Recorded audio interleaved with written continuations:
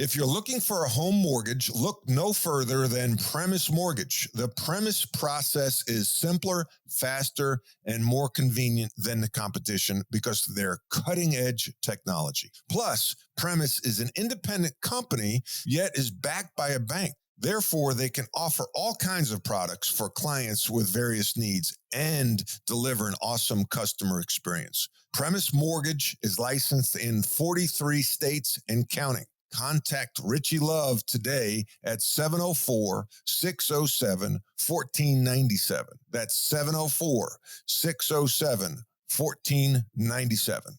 Matt Doherty, the 6'7" sophomore from East Meadow, New York. Leadership is learned. A starter on Coach Dean Smith's legendary 1982 Tar Heels National Championship team with Michael Jordan. Jordan comes down with a rebound. Clears it away to Doherty. Doherty going in against Floyd. For the layup, it's good.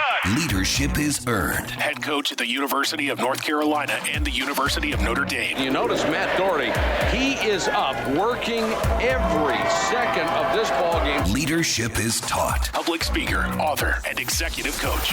And leadership does not require a title. This is the Rebound Podcast with Coach Matt Doherty. Hey guys, thanks for listening. This year, I'm adding a new wrinkle to our journey together. It's something I'm really excited about, a solo podcast, or let's call it Solo Pod. My team and I thought it'd be a fantastic idea to connect with you on a more personal basis. We want to bring you into our world, share experiences, and create something special. Every month, I'll be recording a solo pod just for you. I'll be sharing stories that kind of take you behind the scenes, stories that I believe have the power to inspire, to challenge, and to make a positive impact on you. It's going to be a journey of discovery, of laughter, and maybe even a few surprises along the way. I can't wait to share these moments with you. So stay tuned and let's embark on this new adventure together. Thanks for being a part of this. And remember, learn and grow. I wrote a book called Rebound, From Pain to Passion, Leadership Lessons Learned. I wrote that basically as a reflection on my forced resignation from being the head coach at the University of North Carolina. But I look back, and in chapter 1 of that book was titled Love of the Game. And it really wrote about growing up and the impact of different things that we all have in our lives. And it comes down to people, places, trauma. I always say your life's impacted by 3 things: the people you meet, the books you read, and the trauma in your life. And that certainly was the case for me. The quote that I started out with in the book is, passion is energy. Feel the power that comes from focusing on what excites you. And that was a quote from Oprah Winfrey. So as a kid growing up in East Meadow, New York, Long Island, 30 miles from New York City, blue-collar family, dad owned a Pepsi route, worked his tail off, but I never saw him complain. I had 3 older sisters and a younger brother. And just the values, I talk a lot about core values, and the values that my parents instilled in us were basically love, respect, do the right thing, listen to your elders, and they loved each other. And I think as I got to college, I realized not everybody grew up like I did. You know, when you really get to know the people and you see that they may have come from broken homes or that they had dysfunctional families, I realized how blessed that I was. And then growing up where I grew up, I was surrounded by the Knicks, the Nets. The New York Nets played 5 minutes from where I grew up. And we had the Mets. My dad was a minor league baseball player. We had the New York Giants. I had the Jets in my backyard at Hofstra. They practiced. I saw Joe Namath practice when I was a little kid. My dad brought me to that practice. The Rangers. I loved Eddie Giacomin, who was a goalie for the Rangers. And then the Islanders won 3 or 4 Stanley Cups right in my backyard at Nassau Coliseum. So you were surrounded by all this greatness, and that captured your imagination. So I go back to, passion and dreams. And I was allowed to dream as a young boy. And then I was allowed to chase those dreams. I was supported by my family members. I wasn't discouraged. And in fourth grade, my dad signed me up for Gus Alfieri's All-American basketball camp. He bought me my first jock, and I remember sitting in the car. I think it was a Ford Galaxy 500, green with like a Landau roof. And he handed me the jock, and he said, you know, when a coach is correcting you, don't say I know. And I thought back to that moment when I was trying to coach my son, because, you know, I think my son and I are wired kind of alike. You know, somebody wants to say something. Yeah, I know. And so what my dad was teaching me was to be coachable.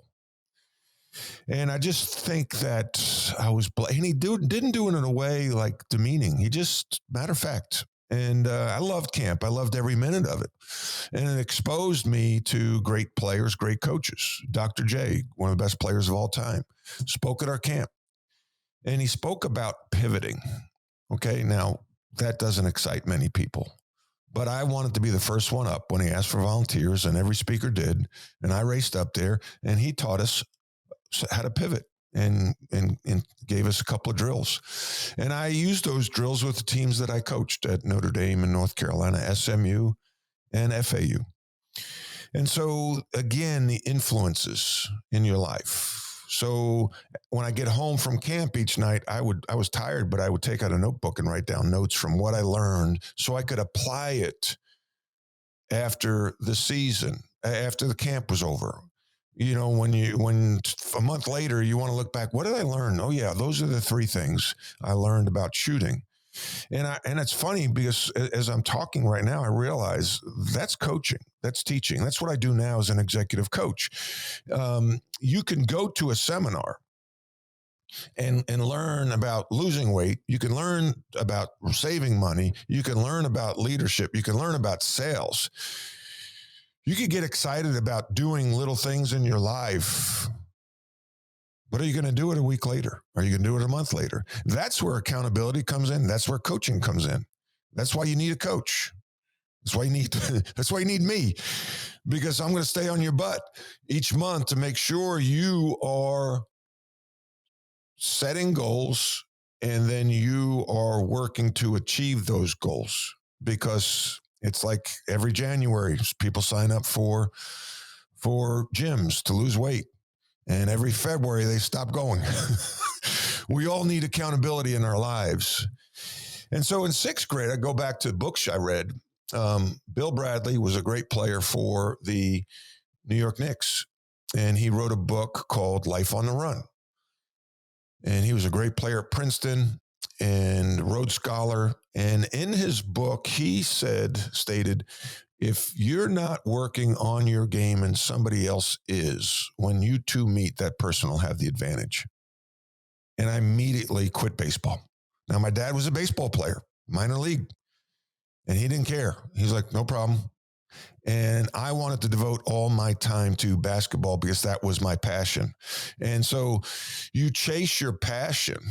And when it's a passion, it's not work, right? If you're fortunate enough to choose a career that's your passion, it's not work.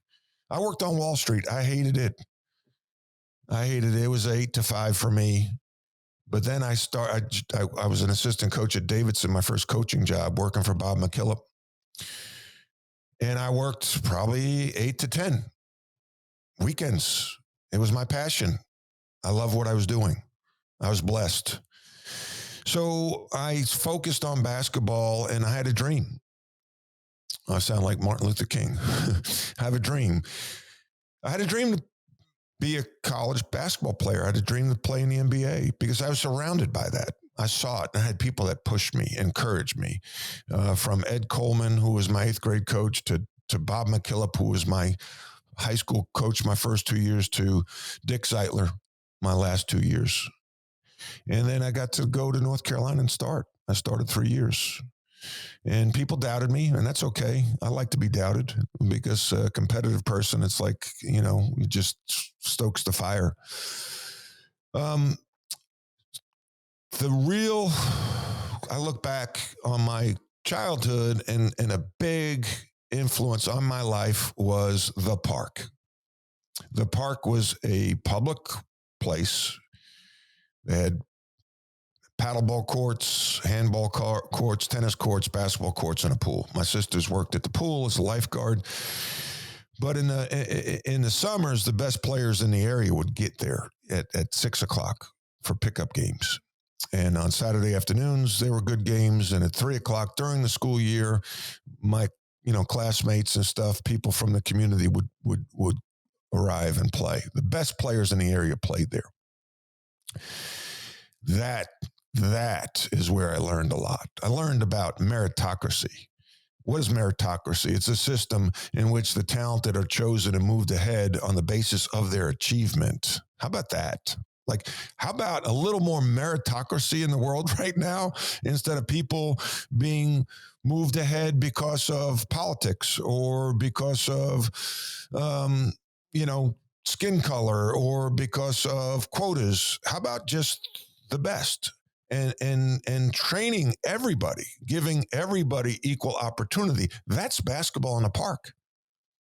Because we would show up and there'd be a black guy, there'd be a white guy, might be a Puerto Rican guy, might be an old guy, might be a young guy. I was a young guy trying to play with college players. If I was good enough, I got to play.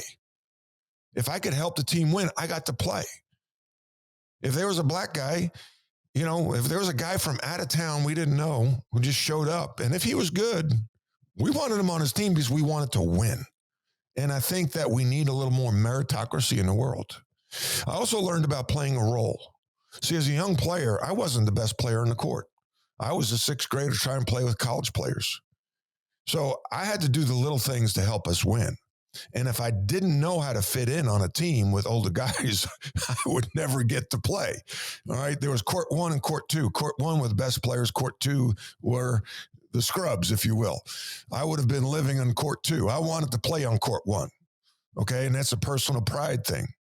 I learned to listen and be coachable. I was blessed to be around veteran players who took the time to give me instruction, whether they barked at me on the court or quietly gave me instruction between games. I soaked it all up. If I didn't listen, the older guys wouldn't want me on their team. I learned to compete. If you lost at the park, you sat. Simple. If I didn't play hard, I would get abused by the older players. Point game was the term we used when one team just needed one basket to win. And you could feel the intensity rise on the court. Each player cut harder, screened harder, defended harder. There were no easy baskets when it was point game because nobody wanted to lose. Nobody wanted to sit. See, now this is where I get on my stool. In youth basketball today, everyone wins. You lose a game, you go into a different bracket. If you sat, it would hurt more, and then you'd work harder. I learned toughness at the park. You had to fight. You had to fight for position, fight for the ball, fight for the win, or just plain fight. It was all about respect. As a boy, I often took a physical beating at the park against older players, some of the men.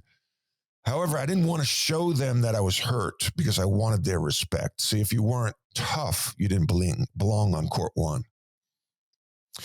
I learned that you were only as good as your last game. Okay? There might be nights when your team would win 5 games in a row, and it might be 9:30 at night. The park closed at 10. The guys might say, last game. You just won 5 in a row. But if you lost that last game, you felt bad. You felt a terrible taste in your mouth. No matter how many games you win, you're only as good as the last one. You have to fight human nature. It's easy to relax in that situation, but I learned to dig in and compete so I could leave the park as a winner.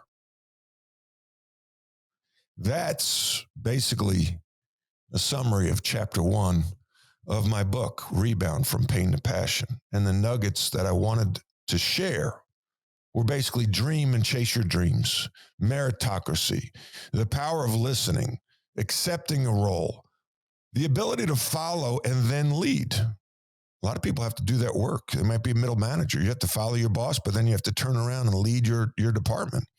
Learning how to lose. See, in the park, when you lost a game, you immediately said, who's got next? and you try to get on with a team that's waiting. So you have to move on from failure. You learn how to lose. And you're only as good as your last game. Don't relax. I used to put this up on a board, NLU. If we had a big lead at halftime, I'd put up NLU, no let up. Don't let up. And then lastly, life is impacted by three things: the people you meet, the books you read, and the trauma in your life. You control the first two. You can meet a lot of people. You can intentionally meet people either personally or through things like this, a podcast. You just met me. We've gotten to know each other here.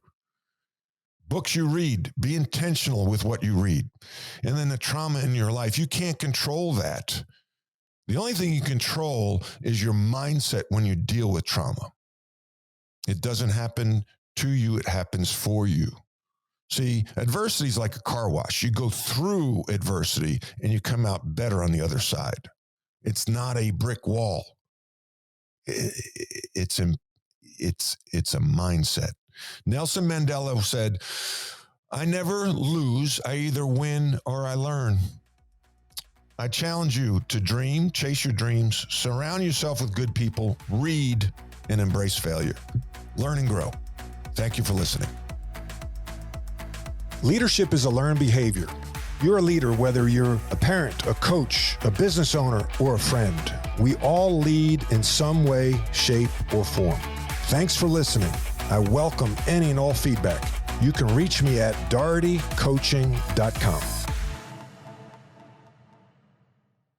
If you are looking for a commercial roofer, you got to call Catamount Roofing first. They are experts in the commercial roofing space, serving North and South Carolina. The team at Catamount specialize in commercial, industrial, medical, and institutional roofing. They will care for your roofing investment every step of the way, from design and installation to maintenance throughout its life to ensure maximized watertight service. Solutions through perseverance. Catamount Roofing. They work to make your roof last longer. Get in touch today at catamountroofing.us. That's catamountroofing.us.